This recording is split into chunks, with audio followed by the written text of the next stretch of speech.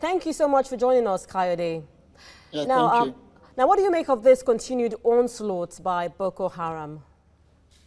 Well, it's actually been a gory tale. If you know that they've captured 20,000 square kilometers of land in 1 week, and that is like you're talking about in some countries that would be like a district with its own governor.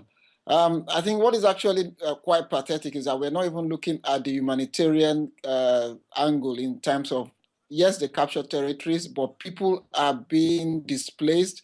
They are being deprived of their livelihood. What is actually quite gory in this situation, again, is the fact that, look, you have Nigerians running from one part of the country, say from Mubi, they ran from a part of Borno to Mubi, they got to Mubi, that place is captured, they have no other place to run to.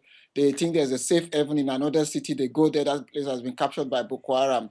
And another significant thing, I don't know if you know that last week, 6 lieutenant colonels were actually arrested for fleeing the battlefield. Now, that's a serious indictment on the fact that there is a problem within our military. If officers in the rank of a lieutenant colonel are actually deserting their duty posts and soldiers are fleeing, then we need to start asking our government the right question. And quite ironic that the commander-in-chief is in Burkina Faso. I don't know how it's important that Burkina Faso is a stable country. Well, the strategic importance of Burkina Faso to Nigeria is something that I wonder what it's all about. It's a French-speaking country. You have Ivory Coast there that can do all the negotiation. Even if Nigeria is got to be involved in the situation in Burkina Faso, the Vice President Namadi Sambo can do that. We have a foreign minister.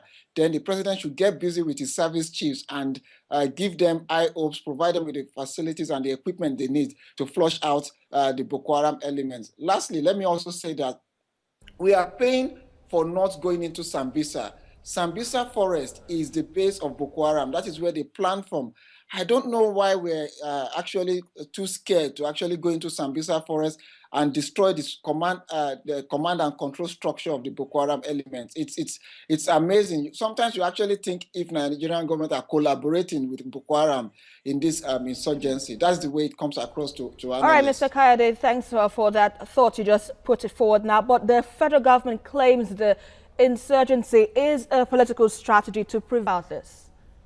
You could also accuse the federal government of actually promoting the insurgency to elongate their stay in power, because there are clear signals that the Jonathan presidency is not going to find the elections easy in 2015. And he's always campaigned for an extension of his rule for as much as a 7-year single term. So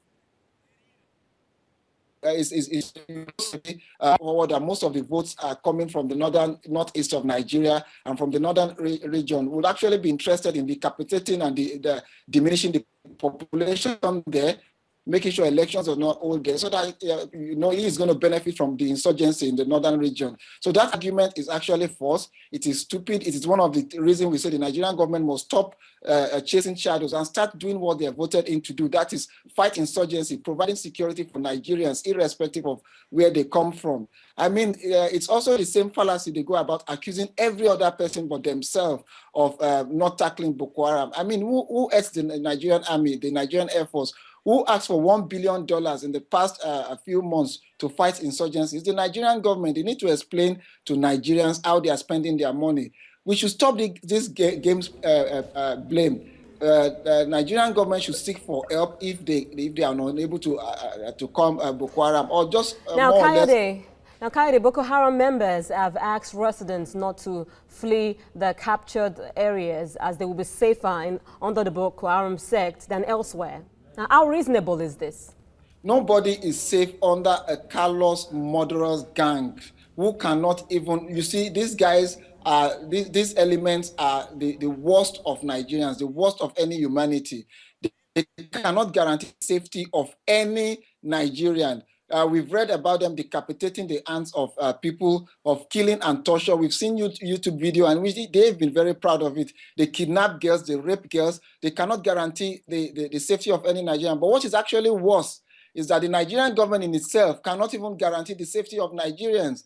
You know, the only difference is that the Nigerian government are killing Nigerians in an indirect method of not protecting them. So the issue of Boko Haram guaranteeing the safety of Nigerians is definitely out of the way. They are going to fall victims. There's starvation going down in that region. All right, So Mr. Kayode, in a nutshell, before I let you go because of time, what can you say, well, rather, do you see an end to the Boko Haram insurgency, which has been in the country for 5 years now?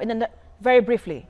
We can definitely stop the insurgency. We can reduce the effect, but in terms of stopping them permanently, I don't see anything happening in the nearest future.